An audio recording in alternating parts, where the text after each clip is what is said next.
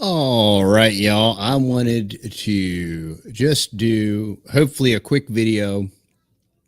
I was listening to The Last American Vagabond, did an interview with Whitney Webb a couple days ago, and it was all about Sam Bankman-Fried and CBDC and all these different things. So I thought this was a great article, and I wanted to kind of review this article with y'all and encapsulate it in an audible form so that y'all could listen to it or reference it. I recommend. I was a financial planner for 11 years, and I recommend hard assets and real estate and real assets. And I've always been reticent about Bitcoin. I hate investing in things that I don't understand, and I've had problems like comprehending it. And I understand all of the illustrations to fiat and different things. And I'm by no means any kind of guru on anything at all. I'm just kind of more of like a common sense. I'm actually not really that smart, but I always have this reticence about Bitcoin. A lot of it has to do with different things I've heard and read about the formation of Bitcoin and the Satoshi Nakamura guy with like real heavy CIA context and all this kind of stuff. And James Corbett, you can check that out. You can check out the Corbett report and just type in Bitcoin and you'll see a lot of information there. And then after I read this Whitney Webb article, it just continues to feel like kind of like a setup. And my history with it is I was heavily looking into it way back in the day when Bitcoin was like in the less than $300. And me and a colleague, we were looking at mining it, and it was still a very much kind of unknown thing. And we were in the process of like, and we didn't have a lot of money to mess with or anything like that. And we were just doing footwork on it. And then the whole Mount Gox thing happened, and the Fed seized all of that Bitcoin and froze it out and basically absconded with it. And if you continue to look at the Bitcoin holdings, the government is holding a very large portion of Bitcoin. So there's just a lot of flags and warning signs. And then this whole FTX and Sam Bankman-Fried, and his whole entire everything that he's about. It really just smells and reeks like a setup. Now, this doesn't mean that you shouldn't diversify into it. This doesn't mean that as a monicum of exchange in a digital space that it's still not viable and it doesn't work or anything like that. There's just these, I just have a lot of questions about it. And I think any kind of digital currency, it's just really, and I realize that basically, for lack of a better term, like our fiat, the US greenback fiat thing, like everything we understand is basically, relatively speaking, a digital currency. It's created from thin air with no kind of backing, which, Bitcoin, I understand the ledger and proof of work and all that stuff so that it is transactable. But all that being said, I'm going to jump into this article. I put the link in the discussion threads if you want to reference it. There's just an enormous amount of incredibly interesting stuff, and I'm kind of nerdy when it comes to financial stuff. And so I thought this was great. So I'm going to jump into this article. Unmasking Farmington, FTX, Fluent Finance, and the coming digital dollar. And what really interests me is when you see how international these things always are. And that's always like to point to is like, hey, this isn't like a US thing. This is an America thing. This is like a globalist, global citizen thing. And this is, going to be Unicoin, Globecoin, Fedcoin. It's going to be everything coin. And maybe this is just a way to re-dollarize the dollar, a former partner at Farmington State Bank, this microscopic bank that never managed more than 10 million in assets gets this $50 million infusion. And it's just crazy. It just, everything smells like, if you're familiar with all the drug money stuff and CCI and all the different banks with the Sandinistas and Iran Contra and all that stuff, this is just a digital version of all of that. This is a digital version of the savings and loan crisis and all that stuff. And, and for those of you that aren't old enough to have experienced that, that was kind of like in my wheelhouse. A former partner of Farmington State Bank, the tiny rural bank embroiled in the FTX scandal, is now building the rails for CBDCs in the Middle East and beyond.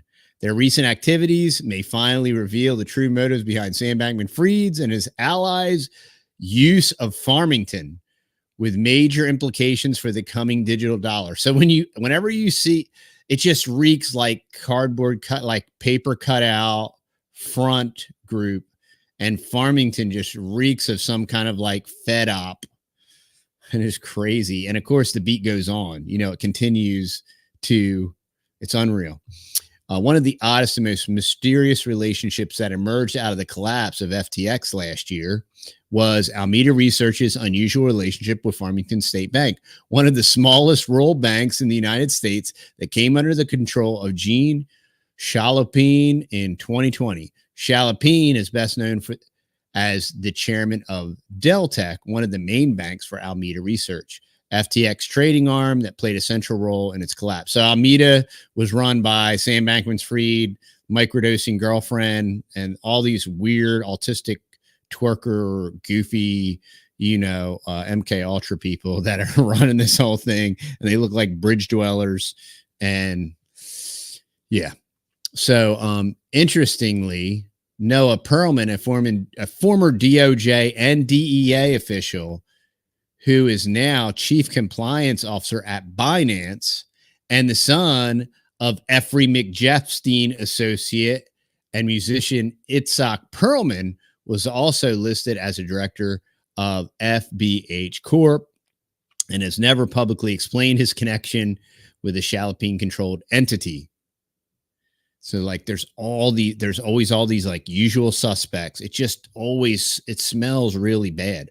As Unlimited Hangout reported last December, soon after its acquisition by Chalopin's FBH Corp, Farmington pivoted to deal with cryptocurrency and international payments after decades upon decades of serving as a single branch community in a rural Washington. Soon after its pivot into the crypto space, Farmington struggled to move money and sought approval to become part of the Federal Reserve System.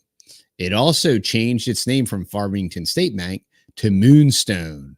So it's always got to be like a rock, like Blackstone, Black Rock. So it has to become Moonstone. It's always like, yeah, Moonraker and Blackstone, that's always the way it is. It's always a bad movie script. So Farmington State Bank became Moonstone. The approval of Farmington by the Federal Reserve has been deemed highly unusual as having glossed over Moonstone's for-profit foreign interests. Late last December, Eric Koenig, spokesman for the Federal Reserve, told reporters that he could not comment about the process that federal regulators undertook to approve Chalopin's purchase of the charter of Farmington State Bank in 2020. So once again, you see this tiny bank that's always been microscopic, and then it magically gets bought out, and then all of this red tape magically disappears at like the drop of a hat, and then it's embroiled in this gigantic multi-billion-dollar Ponzi scheme, and we still don't know anything about it. Like, it never comes out. It's just so incredible. Just days after Farmington formally changed its name to Moonstone in early March 22, FTX affiliated Alameda Research poured $11.5 million into the bank, which was at the time more than twice its entire net worth. And see, when you're part of this whole Federal Reserve System and all this stuff, these are like major red flags. It's like you as an individual with all this like drug cartel stuff, like, oh, where'd you, when you go to make large deposits, where'd you get this from? Or when you go to make a large withdrawal, it's all these different red flag things.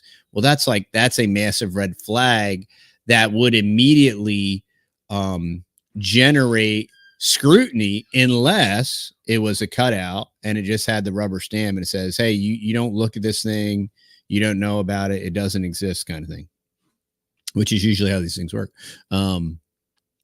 And someone was told that too. So there are always these people that are in the machine that are aware of the fact that they're like, don't ask, don't tell, don't look at this and all that stuff. Moonstone's chief digital officer, Jean Chalopin's son, Genevieve, later stated that the funding from Alameda Research had been seed funding to execute our new plan for being a tech-focused bank. And it's hilarious if you reference a limited hangout article and you look at the Google Maps picture of this Farmington State Bank, it's literally probably 20 by 20. And that's being very generous. That's how big this branch is, right? That becomes this multi-billion-dollar. You can't make this stuff up, man. I mean, it's like if you've ever watched all the, or read any of these dystopian spy novels or all this Ian Fleming or whatever, this is so prototypical.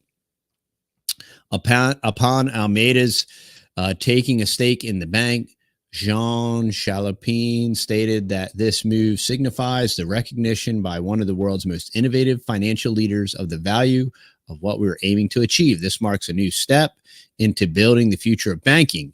Outlets like Protos have noticed how unusual it is that a Bahamas-based company like FTX was able to purchase a stake in a federally approved bank without attracting the attention of regulators.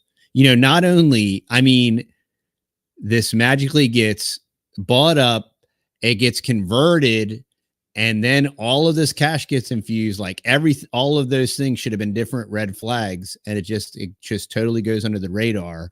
And then a year or two down the road, it's embroiled in a multi-billion-dollar Ponzi scheme with ties to Democratic Party funding. And you cannot make this. It just reeks of deep state. Washington state regulators have stated that they were aware of Almeida's investment in Farmington Moonstone and defended their decision not to intervene or take further regulatory action.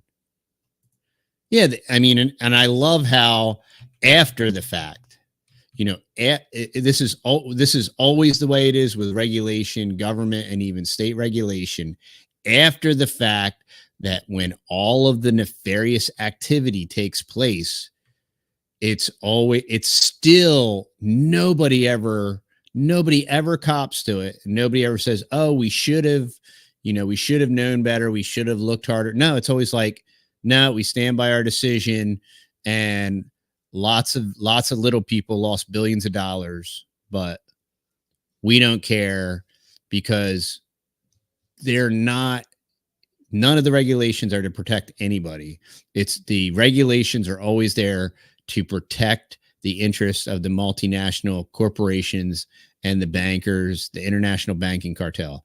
That is what regulations are set in place and designed to do. And that's exactly what happens. We have all this FDIC and SEC, and we have all these regulators, and we have all of these millions of government employees and all this oversight and all this digital technocracy and all this track, trace, stack them, pack them, track them stuff. And when it comes to billion-dollar wealth transfers and billion-dollar Ponzi schemes, they just take place, and nobody's ever held accountable, and nobody is ever reimbursed, and the wealth gets transferred and it disappears. And we the people foot the bill. like every time. And now, and now it's one thing when the wealth was just being distributed within our borders. Now, which that hasn't been for quite a while, but now it's this international distribution of our wealth to distribute it over the oligarchs of the entire planet. Notably, the influx of new money into the remodeled Farmington was not exclusive to FTX. A New York Times article on the matter noted that Farmington Moonstone deposits, which had hovered around 10 million for many decades, quickly surged to 84 million, with 71 million coming from only 4 new accounts during the same relatively short period of time in 2022. So somehow, magically, a bank that managed 10 million for decades in a couple short months ends up 10xing, and you can't, and it's not explainable, and it would, it reeks. As Unlimited Hangouts previously noted, the same day that Alameda investment was announced, Moonstone installed Ronald Oliveira as CEO. Oliveira had previously worked for the fintech company Revolut, a leading digital alternative bank financed by Effrey McJepstein's associate Nicole Junkerman. Roughly 2 months later, the bank hired, and see how all these usual suspects, like there's still Effrey McJepstein peoples, that weren't on the client list that will never be seen. And these are the people that run everything. These are the henchmen. These are the usual suspects. Vincent had served as general counsel for Washington State Department of Financial Institutions and its director of legal and regulatory affairs for 18 years. This is just like all the usual suspects that were involved and invested in FTX, and all of the Congress critters and all of these governors and all the district or criminal people. Shortly before FTX collapse, which put Farmington Moonstone under heavy scrutiny, Moonstone partnered with a relatively unknown company called Fluent Finance. Fluent Finance, both then and now, has evaded scrutiny from the media aside from Unlimited Hangouts investigation into Farmington published last December. However, since FTX unraveling and shuttering of Farmington Moonstone in the months that followed, Fluent Finance has been quite busy developing significant government partnerships in the Middle East and looking to become a central part of the coming CBDC paradigm for both West and East. A likely reason behind the lack of media interest in Fluent Finance is their apparent success after the FTX scandal is the fact that Fluent, from its earliest days, has been operating as an apparent front for some of the most powerful commercial banks in the world and building out trusted digital infrastructure for the economy to come. This investigation and examination of Fluent's past and its current trajectory may help elucidate the true motives behind the efforts of Chalopin, Bankman-Fried, and others to turn the tiny Farmington State Bank into Moonstone. Fluent Finance's deep and early connections to Wall Street banks. Fluent Finance was created in 2020 and was co-founded by Bradley Allgood, Oliver Gale, and Jamie Plata. Allgood began his career with the U.S. Army and later went on to serve in NATO's Governmental Operation Division with an apparent focus on NATO's activity in Afghanistan. After leaving NATO, Allgood immediately jumped into economic development, specifically the creation and expansion of special economic zones, specifically one partnered with the Catawba Indian Reservation in South Carolina. That SEZ, officially named the Catawba Digital Economic Zone, was co-founded by Allgood in 2019, and he still serves as its head of commercial banking.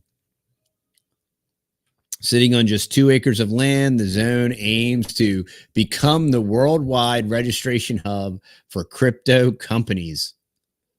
as well as to take a huge chunk out of the Delaware's market for company registration, or even to replace it as the gold standard. And yeah, for all you that don't know, the way Delaware is structured, it's very legally it's very legally beneficial to have a Delaware corporation, and they're relatively easy to set up, and there's a lots of protection there. And so this little 2-acre Catawba digital economic zone, 2 acres, is going to be a digital Delaware, so to speak, kind of like the country of Estonia, that they super stack them, pack them, track them, trace them. Estonia is now Estonia, and it's another one of these virtual digital deals with global citizenry, and you can house your virtual business there and your avatar likeness of yourself and all of your metaverse and all your NTFs and all that good stuff. It's just this synthesization of reality, and it's a co-opt and a hijack of all of the relative stores of value that are even less left, which is why, it's very important to invest in real things, real assets, gold, silver, dirt, infrastructure, food, and not just food as a storage, but food infrastructure, perennial plants, perennial fruit trees, water sources, water storage, ponds, and all these different real things that can't be virtually absconded with.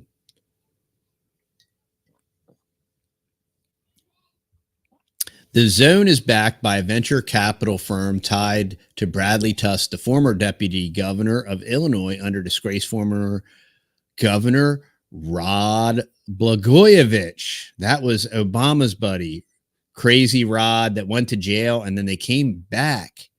Rod got out of jail, and I think he ran again for something and won or something. I mean, yeah, he's super corrupt, just dirty to the core. Rod Blagojevich. He became like a social media something, like after he got out of jail. Hilarious, dude. Clown World 2.0. And the former campaign manager for billionaire Mike Bloomberg. In addition, Tusk companies count Google, the Rockefeller Foundation, Ripple among their clients. Tusk difference VC firms have invested in Coinbase and Circle, and the issuer of USDC stablecoin, and Uber, as well as the economic zone co-founded by Allgood. And what you'll learn if you study venture capital is, like In-Q-Tel and all these different things, it's funding. It's how they funnel military industrial complex bucks that have been hidden or lost. Think of like 9/10 2001 and there's $2.2 trillion missing kind of thing. Think where did that money go? Think venture capital. Think all of this like wealth redistribution infrastructure, because that's basically most of these venture capitalists. Thinks Effrey McJepstein, and you wonder like, well, how did he get all this money and all this stuff? And that's how the complex works. That's how the banking cartel works. That's how they wash all this stuff. Shortly after leaving the military, Allgood also worked on the early development of digital transformation of governments, digital IDs, people and property registries, and the tokenization of carbon credits and commodities, later motivated by the sheer number of unbanked and underbanked in the world. I love the newspeak, dude. Allgood hosted roundtables around the world with central bank regulators, tier one institution innovators, and tech providers, and decided he could act as a good connector for the different actors in his growing network. Allgood claims to have spoken to a few really senior banking executives at HSBC, Citi, and Barclays, and to have educated them on new innovative technologies for custody and better digital identity. they're going to track and trace you.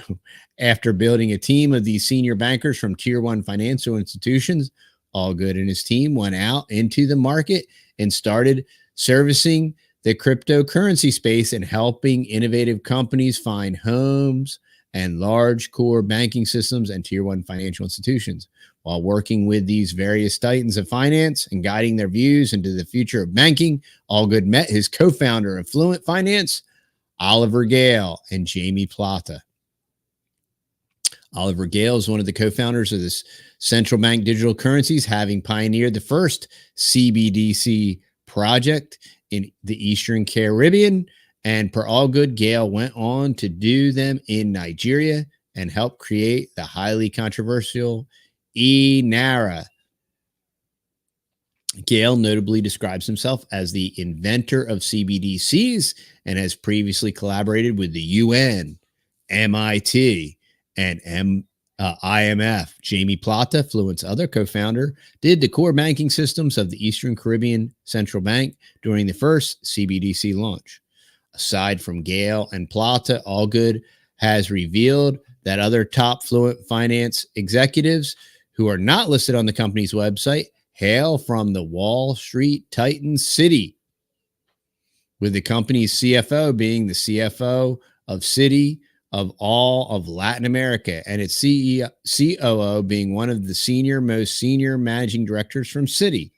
He also stated that other important employees of Fluent include the former chief innovative officer of General Electric, as well as an early board member at the now collapsed crypto exchange Celsius that helped them get to market. Fluent Finance was initially founded with two main and interrelated products, the Fluent Protocol and the US Plus stablecoin.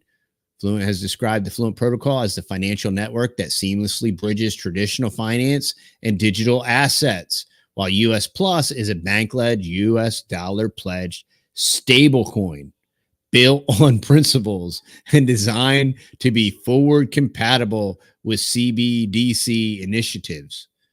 And this is what's really interesting because, because of all this CBDC and all this track and trace stuff, we bank with local, rural, fiscally conservative banks. I've talked to both bank presidents of both of the banks that I bank at, and I've kind of interrogated them about this stuff, and they both said the exact same thing.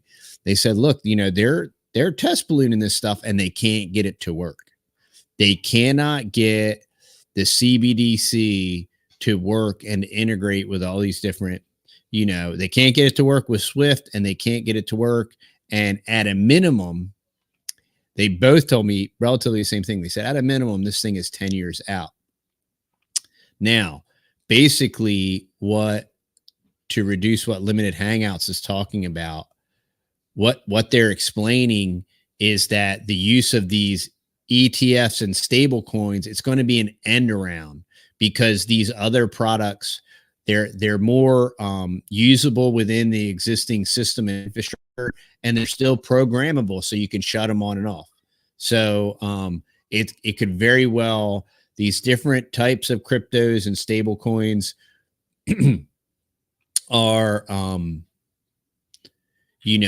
much more easily compatible. They're more readily available, and it could be a complete end around to this entire CBDC thing. And it could interrelate all of these with like a global CBDC. And because the reality of the US economy based upon this multi-trillion dollar deficit that we can't fathom, that in one quarter, the national debt went up another $1 trillion. We know for an absolute fact that in its current form, our currency will have to collapse. It's going to collapse under its own weight. It has to. It cannot continue to facilitate, and whether that's inflation, deflation, stagflation, all of these different compounding effects on the currency. You can never. We know from hundreds and hundreds of examples, Zimbabwe, Venezuela. We know that you cannot ever print your way out of this. You know, all of the people that are supposed to protect us from this stuff and regulate us from it are facilitating it, and they know that as well. And they make it worse. So we know that eventually something very bad has to happen to our monetary supply. And they're, of course, planning what to do when that takes place. And all the signs are pointing to that the only way to compensate or to re-dollarize the dollar, since they destroyed it due to fiscal irresponsibility by design, it's going to be related to some type of CBDC, and it's going to be related to digital. It's going to be the only way to completely revolutionize fiat currency as it currently in use. Because we get different comments quite a bit. Oh, you know, the dollar can never be done away with because of blah, blah, blah, pizza shops and all stuff. And well, you know, that's clearly not true. We've seen it like hundreds and hundreds of times. And I got a tickle in my throat, man. I'm trying not to cough. Let's see here. Fluent Finance was initially founded with two main and unrelated products, Fluent Protocol and the US stablecoin. Okay, there we go.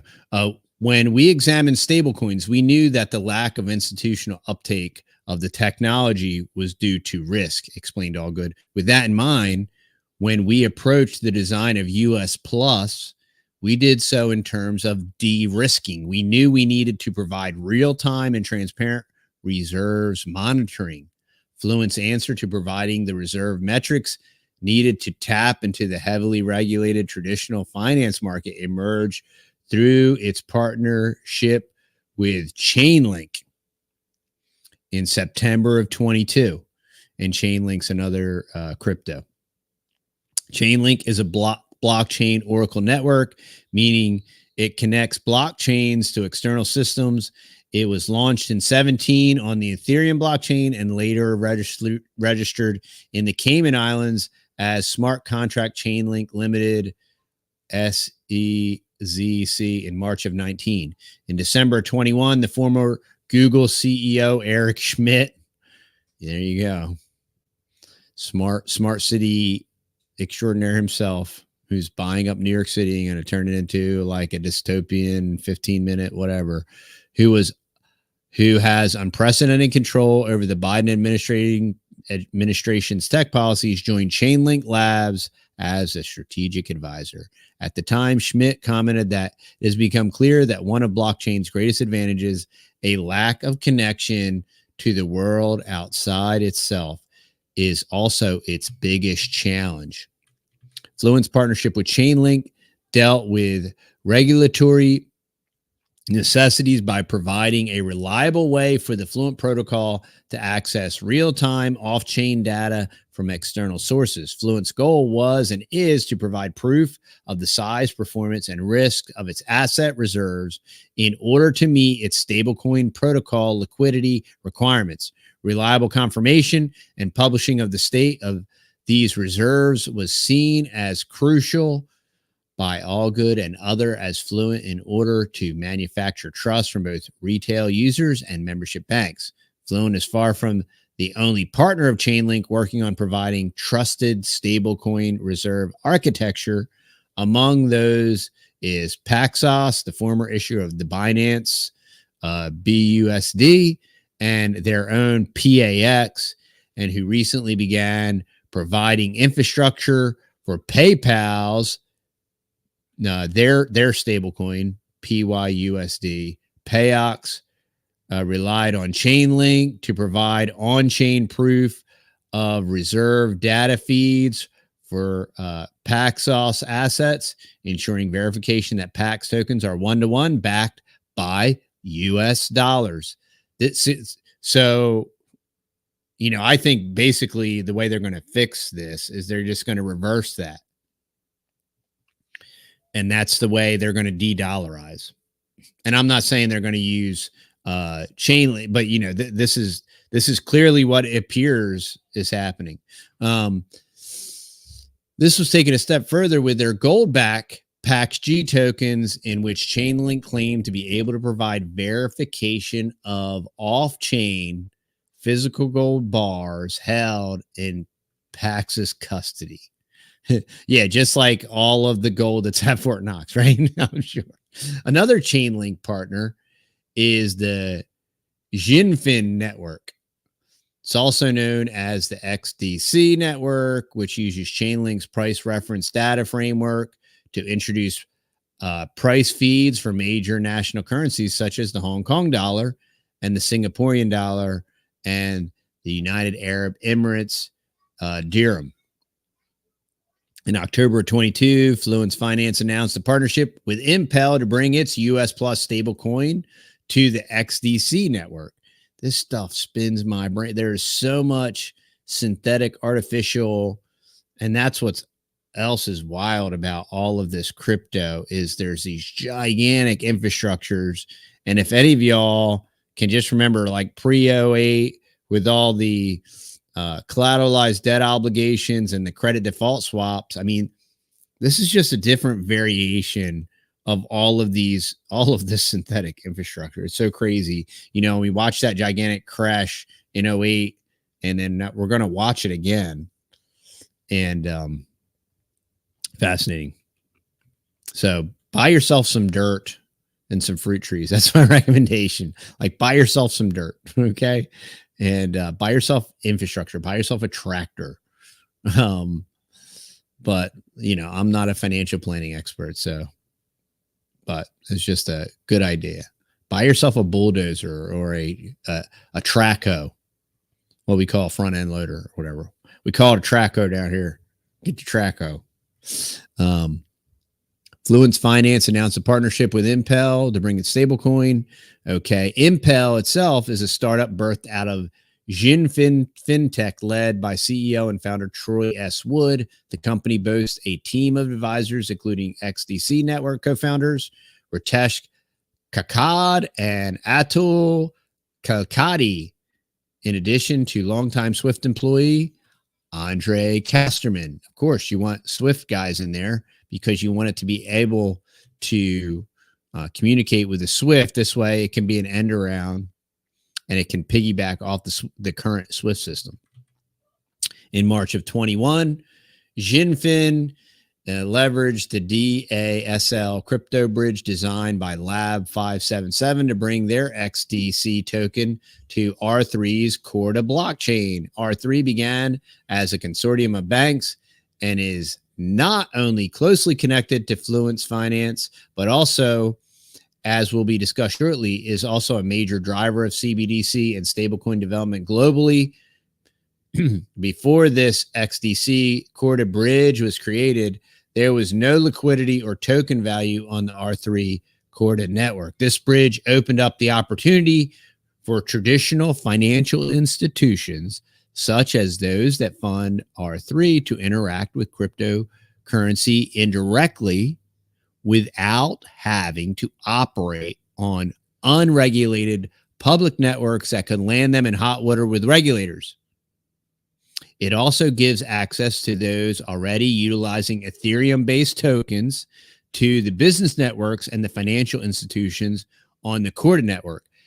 That's why, if you're into this kind of stuff and you're interested, it's important to read all this stuff when they start dropping all these acronyms, because basically it's explaining that they're creating this end around to bring all of the brick and mortar and the Swift and all the old banking systems through using stable coins and these other networks. This is going to be an end around for CBDC. So, it's just something to be aware of.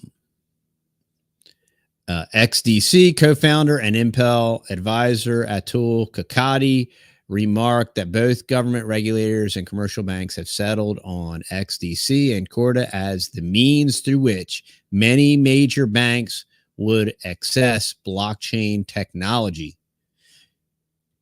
Regulatory agencies and financial institutions have selected both Corda and XDX as suitable platforms to engage with blockchain technology. They did not just randomly throw a dart at a board.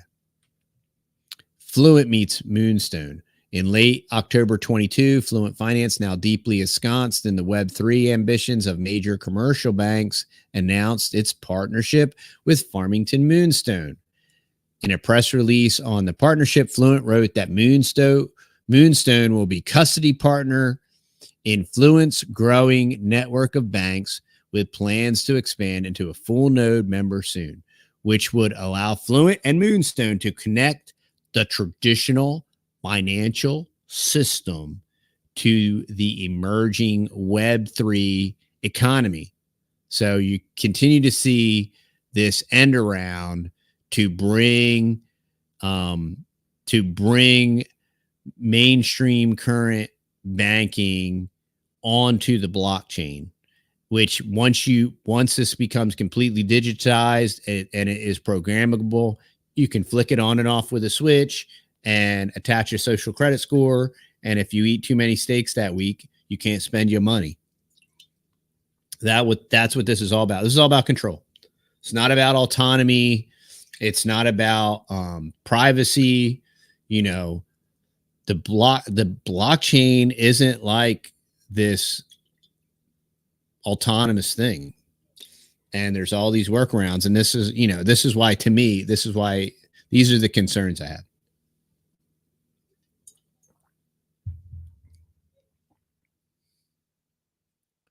At the time the partnership was announced, Fluent CEO Bradley Allgood stated the following: Moonstone Bank is now a key player in Fluent Financial's ecosystem and will serve as his initial custodian partner. Fluent plans to eventually bring Moonstone Bank on as a full node partner, which will allow the bank to mint and burn US Plus.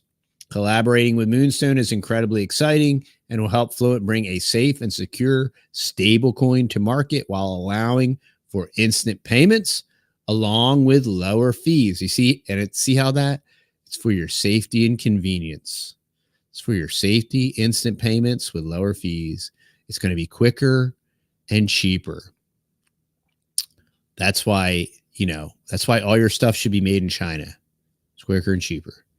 It will also, but what happens when the infrastructure, it will also clearly demonstrate the benefits that stable coins bring to the banking sector, businesses, and everyday end users alike. Notably, this was and remains the only Fluent Finance press release to name a member of Fluent's consortium that supports its bank-led stablecoin US Plus. In addition, given Allgood's statements on the partnership, he clearly felt that partnering with Moonstone was critical part of bringing US Plus to market. However, with the collapse of FTX that November, Moonstone came under heavy scrutiny, even attracting the attention of U.S. senators who cited Moonstone's relationship with FTX as a reason to launch federal investigations into the relationships between banks and crypto firms. Yeah, that was by design too.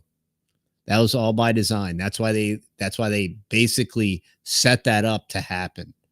And that's why even the run was kind of like a setup. It's all a setup, you know.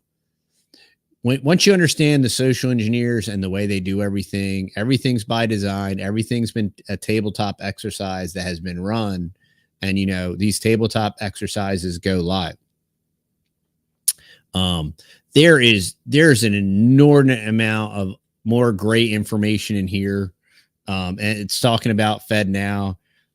Farmer Brad was saying, you know, how Fed Now is live, and it talks about that integration and how that's part of this end around infrastructure is piggybacking off of Fed Now.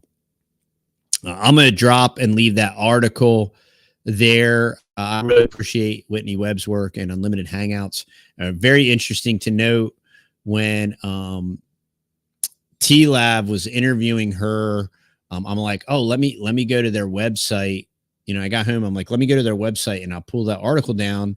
Well, you cannot access, they pulled Ryan's DNS or something. You cannot access, I can't access TLAV from any browser, from Brave or anything. So I shot him a tweet or whatever. I'm sure he knows that, but I'm going to go eat dinner, y'all. I appreciate hanging out. If you love our content information, you know, check us out at TheTexasBoys.com. Let us know if we can help you out. You should check out our short buddy's new custom belt he just made. That's all hand stitched, and it's a rather marvelous work of art, and it's an artisan skill. And these are the type of things that we should be learning, are these old ways, and make them new again, so that we can have a return to the good old days and the way things used to be, and living a slower, more intentional life, and appreciating and making things with our hands in reality, in real space, and not like non-fungible tokens and different things like that. But love and appreciate y'all. Thanks for the sports. Thanks for hanging out. And we'll see y'all on next stream.